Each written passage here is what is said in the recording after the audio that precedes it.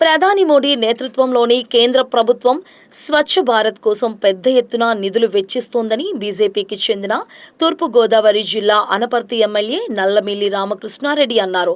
పలు పథకాల ద్వారా స్వచ్ఛ భారత్ నిర్మాణానికి చేస్తున్న పనులు సత్ఫలితాలు ఇస్తాయి అని అన్నారు. సోమవారం ఆయన కాకినాడలో జిల్లా బీజేపీ శ్రేణులతో సమావేశమయ్యారు. అనంతరం మీడియాతో మాట్లాడుతూ పూర్తిగా కలుషితమైన భారతదేశాన్ని బీజేపీ ఆధ్వర్యంలో కాలుష్య రహిత భారత్గా తీర్చిదిద్దడం జరుగుతోంది అన్నారు. ఇందులో భాగంగానే దేశంలో 12 కోట్ల మందికి వ్యక్తిగత మరుగుదొడ్లు నిర్మిస్తున్నట్లు తెలిపారు. రైతుల కోసం పీఎం కిసాన్ అభియాన్ పథకాన్ని అమలు చేస్తున్నామన్నారు. ఒక అరుదైన రికార్డు సాధించిన నేపథ్యంలో 12 సంవత్సరాల పాలన పూర్తయిన నేపథ్యంలో ఈరోజు దేశవ్యాప్తంగా 5వ తేదీ మొదలుకొని రేపు యోగా దినోత్సవం 21వ తేదీ వరకు ఈ కార్యక్రమాలు నిర్వహించుకోవడం జరుగుతూ ఉంది.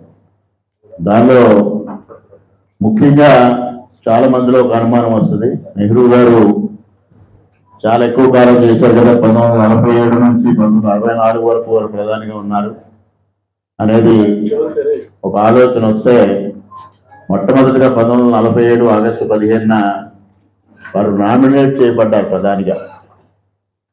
తర్వాత 2 సార్లు వారు ఎంపిక కావడం, 4398 రోజులు వారు ప్రధానిగా ఉన్నారు. వారి నామినేషన్ పీరియడ్తో కలిపితే 6134 రోజులు వారు ఉండడం జరిగింది. అదేవిధంగా మొన్న మార్చిలో తీసుకుంటే ఒక ప్రభుత్వాధినేతగా గతంలో పవన్ కుమార్ చామ్లింగ్ 8930 రోజులు ఏదైతే సుదీర్ఘకాలం ప్రభుత్వాధినేతగా ఉన్నారో ఆ రికార్డుని మన మార్చిలో నరేంద్ర మోడీ గారు అధిగమించడం జరిగింది. ఇవాళ అరుదైన రికార్డులు నరేంద్ర మోడీ గారు సొంతం చేసుకున్న నేపథ్యంలో, అదేవిధంగా రాష్ట్రంలో 2 సంవత్సరాలు ఎన్డీఏ కూటమి చంద్రబాబు నాయుడు గారు, పవన్ కళ్యాణ్ గారి నాయకత్వంలో 2 సంవత్సరాలు పూర్తి చేసుకున్న నేపథ్యంలో జరుగుతున్న అభివృద్ధి కార్యక్రమాలు, సంక్షేమ కార్యక్రమాలు, అటు భారతదేశం ఇటు ఆంధ్రప్రదేశ్ రాష్ట్రం పురోగతి సాధిస్తున్న విషయాల్ని మీ ద్వారా ప్రజలకు అందించడం కోసం భారతీయ జనతా పార్టీ ఈ కార్యక్రమాన్ని చేపట్టింది. దానిలో భాగంగా ఇప్పటికే మా అధికార ప్రతినిధి రవికిరణ్ గారు చాలా విషయాలు మీ అందరికీ చెప్పడం జరిగింది.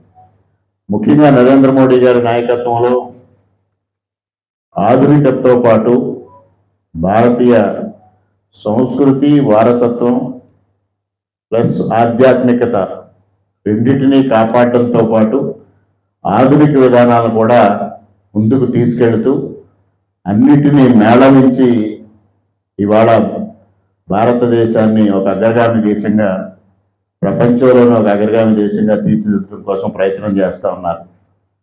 ముఖ్యంగా ఆర్థిక రంగంలో ఎక్కడో 11వ స్థానంలో ఉన్న భారతదేశాన్ని ఇవాళ 4వ స్థానానికి తీసుకురావడం, అతి తొందరలోనే 3వ స్థానానికి తీసుకొచ్చే దిశగా ప్రధానమంత్రి గారు చేపట్టిన చర్యలు సత్వర ఫలితాలు ఇచ్చినాయి అనే సంగతి కూడా మీ అందరికీ తెలుసు.